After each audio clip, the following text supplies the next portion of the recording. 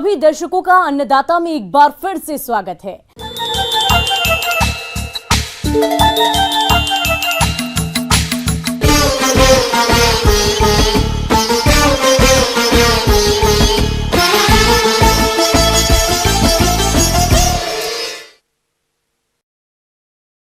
प्रदेश में गेहूं की फसल हरी भरी लहलहा रही है। ये फसल बुआई के अनुसार बढ़वार की अलग अलग अवस्थाओं पर है, लेकिन इस फसल में कई तरह के हानिकारक रोगों का प्रकोप हो सकता है, जिनका समय पर नियंत्रण नहीं किया गया तो गेहूं की फसल में भारी नुकसान हो सकता है।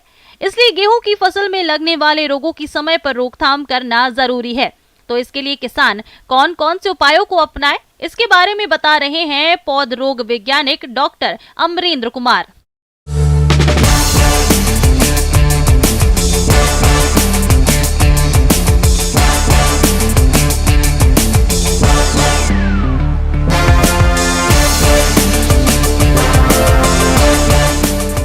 कुछ बीमारियां जो है आप देखेंगे कि जो है पौधा लगाने के बाद पत्तियों पर, कुछ जो है बाली बनने के बाद आता है, तो आपको उसको पहचानने की आवश्यकता है।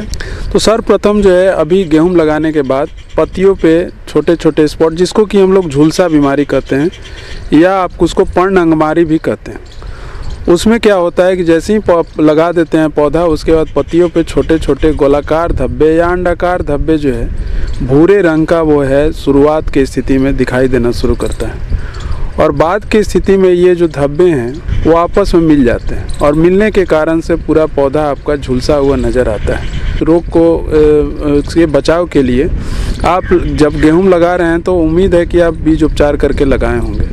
तो बीज उपचार के लिए आपको, जैसे कि जानते भी होंगे आप, कार्बोक्सिन या कार्बेंडाजिम का आप 2 ग्राम मात्रा या 2.5 ग्राम मात्रा प्रति किलोग्राम बीज की दर से आप जो है आप इस्तेमाल करके बीज उपचार करके आप उसको लगाएंगे।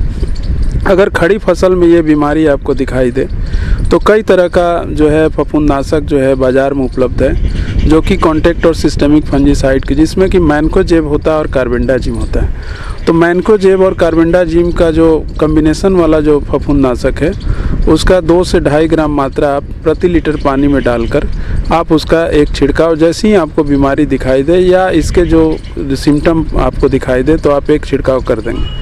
अगर बहुत ज़्यादा स्थिति आपके खेत का या पौधे का ख़राब है तो आप दूसरा छिड़काव जो है 1 सप्ताह या 10 दिन के अंतराल पे दूसरा छिड़काव कर दें।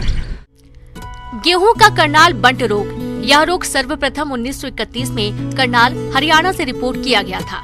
इस रोग का कारक एक कवक टिलेसिया इंडिका है। यह रोगजनक मृदा में रहता है तथा संक्रमित बीज इस रोग को नए क्षेत्रों में फैलाते हैं। इस रोग से दानों के अंदर काला चूर्ण बन जाता है तथा अंकुरण क्षमता कम हो जाती है। इसकी रोकथाम के लिए बीज को थायरम 2.5 ग्राम प्रति किलोग्राम बीज की दर से उपचारित कर बोएं। उन्नत प्रतिरोधी किस्मों का उपयोग करें।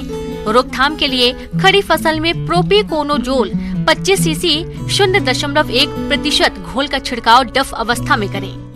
इसके साथ ही जो दूसरा बीमारी है जिसको कि हम लोग मुख्य रूप से जानते हैं कि खड़ी फसल में जब दाने बन जाते हैं उस समय, जिसको कि हम आभासी कड़ुआ या लूज स्मट कहते हैं। तो लूज स्मट के लिए ये जो है ये बीमारी जो है सीड के द्वारा या बीज जनित बीमारी है।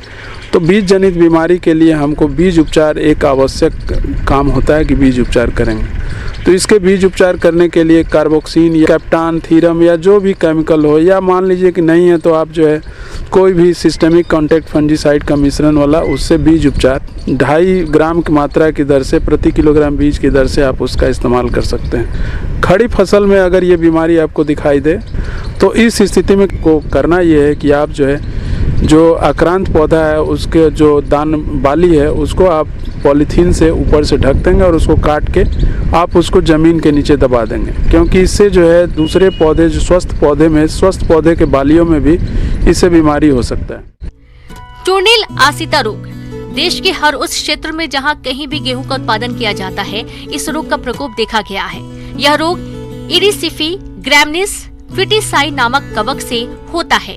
इस रोग के लिए ठंडे क्षेत्र एवं ठंडे मौसम जहां वातावरण का तापमान 15 डिग्री से 20 डिग्री सेल्सियस के मध्य रहता है, अनुकूलित स्थिति है।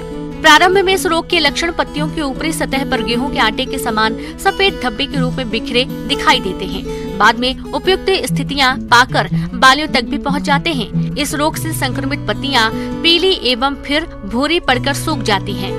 रोगी पौधे में कल्ले कम बनते हैं तथा दाने हल्के एवं सिकुड़े हुए बनते हैं। फसल के प्रारंभिक अवस्था में यदि यह रोग प्रभावी हो जाए तो उत्पादन में भारी कमी आ जाती है।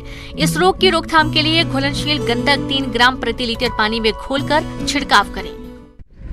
तीसरा जो बीमारी है जिसको कि हम लोग हरदा रोग कहते हैं, हरदा जो है जिसको कि अंग्रेजी में रस्ट कहा जाता है, ये 3 तरह का रस्ट होता है, स्टेम रस्ट, ब्राउन रस्ट और तीसरा जो है पीला रस्ट। पीला मतलब येलो रस्ट। तो तीनों रस्ट का सिम्टम जो है अलग अलग होता है। तो ये बीमारी मुख्यतः आप देखेंगे कि बाद की स्थिति में जब टेम्परेचर बहुत ज़्यादा बढ़ जाता है, मार्च के लेट मार्च की स्थिति में जो है आप देखेंगे कि ये बीमारी कभी कभी हमारे प्रदेश में दिखाई देता है। तो उससे बचाव करने के लिए आप बीज उपचार तो करेंगे ही, जैसा कि मैंने पहले भी आपको कुछ बीमारियों के लिए बताया। साथ ही आप देखेंगे कि प्रोपिकोनाजोल का मात्रा जैसे ही आपको दिखाई दे तो 1 ml मात्रा प्रति लीटर पानी में डाल के आप छिड़काव कर दें, अथवा आप कार्बेंडाजिम का 2 ग्राम मात्रा प्रति लीटर पानी में डाल के आप एक छिड़काव कर दें।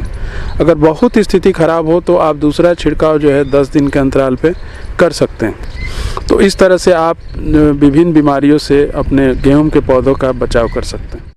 आगे और भी है खेती बाड़ी से जुड़ी बहुत सी रोचक जानकारियां। कहीं नहीं जाइएगा, रुकेंगे एक छोटे से ब्रेक के लिए।